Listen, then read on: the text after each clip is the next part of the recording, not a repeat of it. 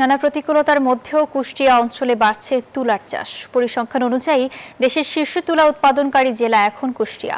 বর্তমানে জেলার কয়েকটি উপজেলার প্রায় ২,০০০ কৃষক তুলা চাষ করছেন। তুলা চাষ করে নিজেরা আর্থিকভাবে লাভবান হওয়ার পাশাপাশি জেলার অর্থনীতিকে সমৃদ্ধ করছেন প্রান্তিক কৃষকরা। কুষ্টিয়া থেকে মাহতাবউদ্দিন লালনের পাঠানো তথ্য, চিত্রডেস্ক রিপোর্ট। দিগন্ত মাঠ জুড়ে সবুজ গাছের ফাঁকে উকি দিচ্ছে গোলাপি আর সাদা ফুল। যতদূর চোখ যায় শুধুই তুলার ক্ষেত।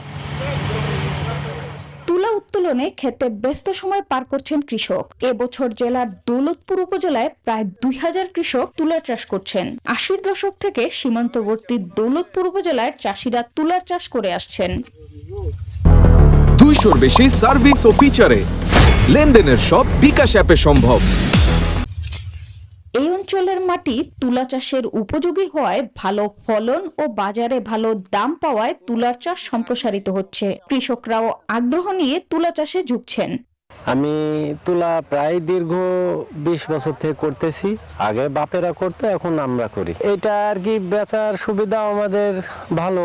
গ্রামে আমাদের এখানে ফিল্ড আছে, এখানে তুলা যারা জিনিং কটন লোক আছে তারা কিনে। লাভজনক ফসল এই দেখি এটা আবাদটা করছি। ফেরোমিন ফাঁদ আমরা দিই এই জন্যেই, কীটনাশক ব্যবহার ছাড়াই পোকা জন্মকারী যে পোকাটা আসে সেটা ওই ফেরোমিন ফাঁদে ধরা পড়ে। কৃষকদের আগ্রহ বৃদ্ধিতে সব ধরনের সহযোগিতা করছে তুলা উন্নয়ন বোর্ডের মাঠ পর্যায়ের কর্মকর্তা কর্মচারীরা। আমরা প্রধানত তাদের প্রযুক্তি পরামর্শ দিয়ে থাকি। একদম লাগানো থেকে বিক্রি পর্যন্ত যত প্রকার সহায়তা চাষির আছে আমরা সর্বাত্মক চেষ্টা করি। বিশেষ করে ভালো জাতটা তাদের হাতে তুলে দেই।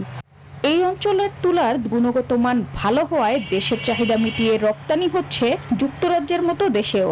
সরকারের সহযোগিতায় উচ্চ মূল্যের এই ফসলটির চাষ কৃষকদের মাঝে ছড়িয়ে দেওয়া সম্ভব হলে এই অঞ্চলের প্রান্তিক কৃষকরা আর্থিকভাবে লাভবান হবে, এমন প্রত্যাশা সংশ্লিষ্টদের। Desk report, news 24।